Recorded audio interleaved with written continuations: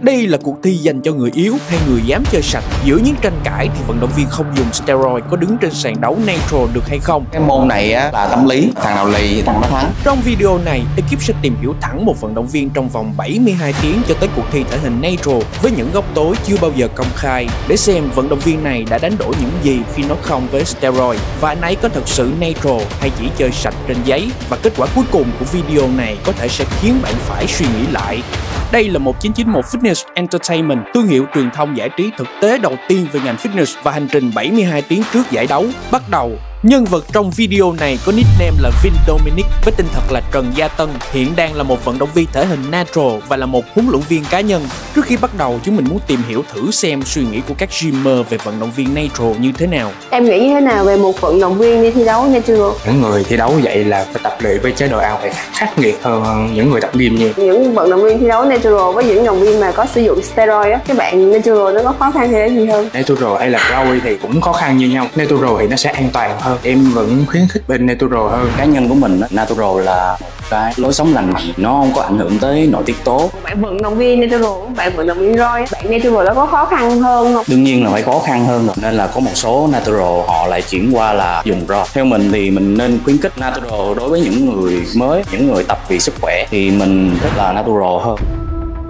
Sáng nay thì anh dậy lúc 4 giờ sáng, tầm 5 giờ là anh có mặt ở phòng tập thì anh sẽ cardio 60 phút. Sau 60 phút đó thì tập bụng 15 cho đến 20 phút. Khi mà ở xuống cực thấp thì sẽ ngủ rất ít. Tân đi ngủ tầm khoảng 10 giờ tối, nhưng mà 1-2 giờ sáng là Tân thức dậy. Mỗi lần anh siết Nitro á thì từ 26 đến 28 tuần anh bắt đầu thấm mệt từ từ á, 12-15 tuần anh thấy mệt rồi. Giữa người on gear vào người Nitro đi thì thường người Nitro sẽ cần gấp đôi thời gian để mà bạn có thể đạt được cái mức độ body fat thấp. Bắt buộc bạn phải đánh đổi bằng việc là test nó xuống cực kỳ thấp luôn. Nó sẽ kéo đến rất là nhiều những cái mà bạn sẽ không tưởng tượng được. Đó là mất ngủ, cảm giác bị stress kéo dài trên 12 tuần. Cái thứ ba là cái đáng sợ không ai dám thừa nhận, đó là ham muốn tình dục. Tân đã gần như hoàn toàn không có bất kỳ một cái ham muốn, nó kéo dài khoảng 16 tuần. 4 tháng trước khi thi là Tân đã hoàn toàn không còn cảm giác được gì nữa. Một người đàn ông mà không có cảm giác nào về ham muốn thì nó rất là đáng sợ các bạn. Một cái áp lực không phải chỉ riêng mình, quan trọng nhất là lên với người thân của mình là vợ.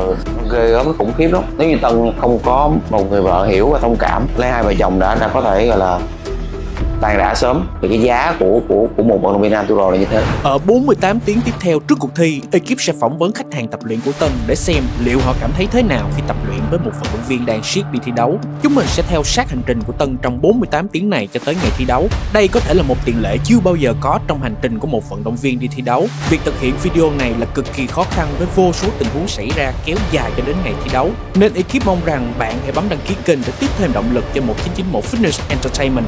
Hành trình 48 tiếng tiếp theo sẽ có một bất ngờ mà có lẽ không ai muốn có trước ngày thi đấu.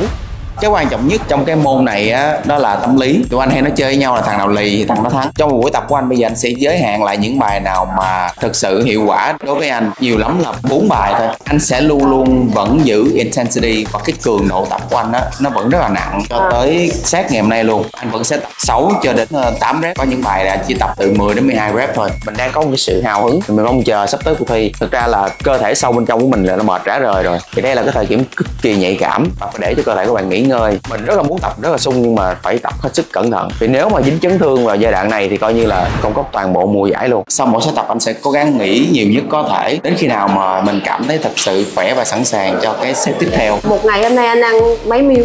5 meal. Còn xử lý những bước cuối cùng, mọi thứ không được phép sai sót trong thời gian này. Ăn uống là không được phép sai sót, 1 gram cũng không được phép sai sót để mà có thể đạt được cái thể trạng tốt nhất. Bây giờ là chỉ còn 48 tiếng trước thi, tức là ngày mai là anh đi cân rồi đó. Thực ra thì 2 giờ là anh đã không còn ngủ được nữa. 48 tiếng trước ngày thi thức dậy thì Tân sẽ uống 500ml nước glutamine và giấm táo để hỗ trợ cho tiêu hóa của Tân. Sau đó là những cái meal để mà ấp cáp, đa phần này sẽ là cơm. Oh my god, yes. Yes. Rất lâu rồi mình không ăn cơm. Cảm giác thèm ăn của một vận động viên á, nó không giống như bất cứ một cảm giác thèm ăn nào cả. Và bạn ăn bậy hoặc là một khi mà mình ăn được cái thứ mà mình muốn á, chỉ có một miếng thôi, giống như một cái cơn lũ vậy đó. Mới đầu nó chỉ có một chút xíu thôi, nhưng mà khi mà nó đã đến rồi, các bạn sẵn sàng ăn hết những gì trước mặt bạn và bạn ăn không ngừng nghỉ luôn. Ăn tới khi nào không ăn được nữa thì thôi, tới khi nào mà cảm thấy bụng phát ách lên á, đó là cái cơn thèm ăn của một vận động viên mà siết lâu. thì sau đó Tân sẽ đi tập, Tân sẽ tập full body, chỉ được tập với 50% cường độ thôi, còn lại thì khoảng thời gian trống thì Tân vẫn sẽ đi dạy. Ở 48 tiếng trước cuộc thi, ekip sẽ phỏng vấn khách hàng tập luyện của Tân để xem liệu họ cảm thấy thế nào khi tập luyện với một vận động viên đang siết đi thi đấu. Thứ nhất là lạc quan nè, thứ hai là cực kỳ điềm tĩnh và cực kỳ kỷ luật luôn. Anh cảm nhận giống như em truyền cho anh á, là phải chiến thắng hơn mình mỗi ngày, cứ mỗi ngày cứ lên chút cho dù ở giờ anh cũng phải ráng lên xíu. Mà đặc biệt đó là trong cái giai đoạn siết chưa bao giờ thấy nhăn nhó hay là chưa bao giờ thấy khó chịu, mình mệt quá, mình bức xúc quá, mình stress quá. Thậm chí là có ngày chị thấy em sao ta, cái mặt xanh lè xanh lét luôn, mặt không còn tươi tỉnh, không còn chút máu luôn, môi thì tái nhợt, mặt thì xanh như tàu lá chuối, nhưng mà vẫn rất là tỉnh táo, vẫn rất là vui vẻ với khách hàng. Thật sự ra mà nói thì chị bình thường nếu mà chị mệt chị cũng cọc. Về cơm áo gạo tiền, về những áp lực xung quanh gia đình, về khách hàng, về công việc, tất cả mọi thứ đôi khi nó dồn lại, nó làm mình không thở được. Mình phải tự tìm một cái cách nào đó để mình cảm thấy nhẹ nhàng hơn. Thì với Tân đó nha, gia đình là thứ quan trọng nhất. Năm ngoái cũng là ngay cái lúc mà Tân đang siết, còn cách ngày thi 3 tuần, Tân đón nhận một cái tin đó là bà xã Tân bị sảy thai. Thì đó luôn luôn là một cái ám ảnh đối với Tân. Lần siết này thì may mắn là vợ Tân cũng đang mang thai. Đối với Tân đó nha, cái đó là một cái động lực cực kỳ to lớn luôn. Nó giúp cho Tân bình tâm lại và suy nghĩ về những gì thực sự có giá trị với mình. Mỗi lần Tân nhìn cái hình siêu âm đó, Tân luôn cảm thấy rất là nhẹ nhàng, bình tâm lại. Ngoài dinh dưỡng và tập luyện thì posing hay còn gọi là trình diễn để khoe các nhóm cơ, che đi khuyết điểm là một phần cực kỳ khó khăn và khắc nghiệt trên sàn đấu để các đối thủ cạnh tranh với nhau. Bởi chỉ cần một sai sót, bạn sẽ không có cơ hội làm lại. Cả một mùa giải có cơ hội mất trắng. Bản thân Tân là một posing coach. Tân đã phải chi ra hàng ngàn đô chỉ để học posing từ coach nước ngoài. Tân đã thấy rất nhiều vận động viên kể cả chuyên nghiệp lẫn bán chuyên mắc những sai lầm lên trên sàn rồi sẽ không bao giờ sửa được. Không phải là cơ hội không đẹp, không phải cơ hội không to, không phải cơ hội không khô, mà đơn giản là posing không đẹp bằng đối thủ. Tất cả những cái lỗi đó nếu như các bạn học posing từ đầu và chuẩn bị nó, thực tập nó, rèn luyện nó mỗi ngày, các bạn sẽ không bao giờ mắc những cái sai lầm đó khi lên trên sàn. Cái sự rèn luyện nó mới là cái chuẩn bị tốt nhất, chứ không phải là bạn là một người thiên tài mà có thể posing được đúng ngay từ lần đầu tiên. Các bạn thấy cái thời lượng các bạn đứng trên sàn để các bạn thể hiện bản thân mình chỉ có 10 giây thôi, thì đừng bao giờ bỏ lỡ bất cứ một giây phút nào trên sàn các bạn.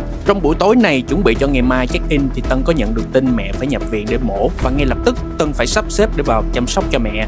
Đối với một người chuẩn bị đi thi thì đây có lẽ là sự việc ảnh hưởng rất lớn đến tâm lý. Ekip mong rằng Tân sẽ có sự chuẩn bị tốt nhất để đi đến ngày cuối cùng. Đây là ngày check-in các giải đấu còn một ngày nữa. Các vận động viên trong các hạng mục thi đấu sẽ xuất hiện toàn bộ trong ngày này để thực hiện cân đo và các thủ tục check-in và tan màu. Cái khó nhất trong cái việc tổ chức ngày hôm nay là gì? Cái đáng sợ nhất của vận động viên? Thí sinh đó. Khó chỗ là mấy bạn thí sinh nó sẽ rất là đông. Dạ. Thứ nhất, hay là cái sân vận động nó hơi nóng. Có nhiều bạn đang siết tầm mệt á. Dạ đúng rồi. Bắt đợi cũng hơi mệt. Nó sẽ gắt gao tất cả từ cái khâu mà tụi em canh đăng ký nè, cân đo nè, cho đến test nước tiểu luôn. Dạ. Thì tụi anh sẽ lập khó chút xíu. Dạ. Thông cảm, tại vì cái đó là theo lô của FIBPro Natural. Đây là thời điểm cực kỳ quan trọng cho vận động viên lẫn coach để chuẩn bị những bước cuối cùng trong toàn bộ mùa thi đấu để tiến đến ngày mai, ngày thi đấu chính thức. Ngày mai cháy lên.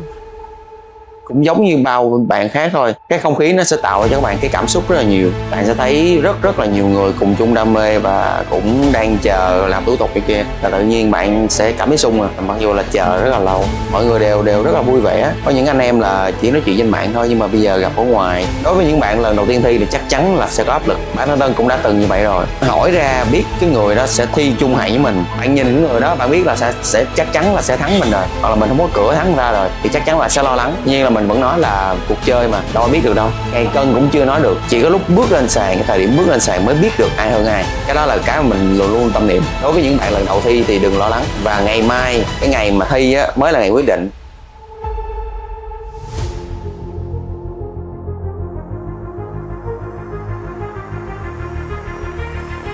Thời điểm để bung hết tất cả những gì mà mình đã chuẩn bị. Đây là ngày thi đấu của giải thể hình Natural theo tiêu chí quốc tế. Hàng trăm thí sinh ở đây sẽ cạnh tranh sòng phẳng để tìm ra người chiến thắng duy nhất. Các vận động viên như một tờ CV, còn ban giám khảo là những nhà tuyển dụng. Họ sẽ không bỏ qua bất cứ một lỗi nào. Một khi đã bước lên sàn thi đấu, bạn sẽ không còn cơ hội để sửa sai. Nếu bạn nghĩ rằng thể hình chỉ là cơ bắp thì có lẽ bạn chưa từng hiểu người thật sự đi đến cuối giới hạn. Và mình biết rằng đó là một cái hạng mục rất khó, và những đối thủ của mình là những đối thủ mạnh ngang ngửa nhau. Khi được gọi tới first call out thì nó cũng không nằm ngoài cái sự chuẩn bị của mình và coach. Nhưng khi mà quay qua nhìn những bạn mà không cùng first call out với mình á, thì mình thấy là thử thách nha, cũng hơi đáng sợ nha. Có những bạn trẻ rất là tài năng, tuy nhiên là sợ lúc đó nó không còn ý nghĩa gì nữa, và đợi tới ban giám khảo nói đến ball nào là post ball đó, chỉ được phép tự tin thôi. Trong thi đấu thể hình thì vận động viên nào được gọi vào đứng giữa để so đọ thì người đó có khả năng lấy danh hiệu cao nhất. Lúc này ekip thấy Tân được gọi vào giữa để so đọ rất nhiều lần. Tuy nhiên khi chưa công bố kết quả thì chưa nói được gì cả. Ngay tại cái thời điểm mà chờ công bố kết quả, đang chờ xem ý kiến của ban giám khảo như thế nào, Tân nhìn xuống với lại xã của mình và gia đình của mình. Cái khoảnh khắc mà mình thấy vợ mình ở đó nó khó tả lắm, và đặc biệt là vợ mình đang mang thai nữa. Đó là một cái sự hy sinh rất là lớn của cô. Anh muốn em và con tự hào vì anh đã không bỏ cuộc, chứ không phải là vì kết quả như thế nào. Và lúc mà nhìn thấy vợ mình ở dưới á, đang cầm máy là lớn tên của mình,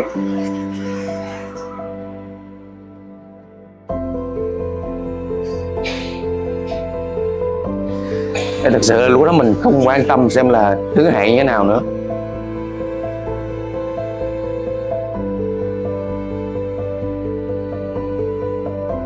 Cái món quà lớn nhất mà mình có được, nếu có cảm ơn cũng không, bao nhiêu lời cảm ơn là đủ. Nếu không có em, anh sẽ không đi được tới đây. Xin lỗi vì quãng thời gian khó khăn mà em phải trải qua. Ai cũng bước lên sàn với những ước mơ, nhưng không phải ai cũng bước xuống với những danh hiệu. Đó vốn là sự khắc nghiệt của bộ môn thi đấu thể hình mà bất cứ ai từng thi đấu cũng hiểu rõ. Tân đã dừng chân tại hạng nhì, hạng mục bodybuilding chuyên nghiệp, và hạng 3, hạng mục classic chuyên nghiệp. Nhưng có lẽ danh hiệu mà Tân đạt được nó không nằm ở cuộc thi này. Cảm ơn hành trình của Tân đã chia sẻ cho ekip rất nhiều những góc nhìn đáng suy ngẫm. Đây là cuộc thi dành cho các vận động viên thể hình natural, nơi không có chất cấm, nơi họ phải vượt qua giới hạn tự nhiên của con người. Và hơn hết, natural không phải là cuộc thi, nó là lối sống, là giá trị họ chọn giữ khi không ai bắt họ phải giữ. Bạn nghĩ hành trình của một vận động viên natural sẽ như thế nào? Hãy để lại bình luận bên dưới để chúng ta cùng trao đổi.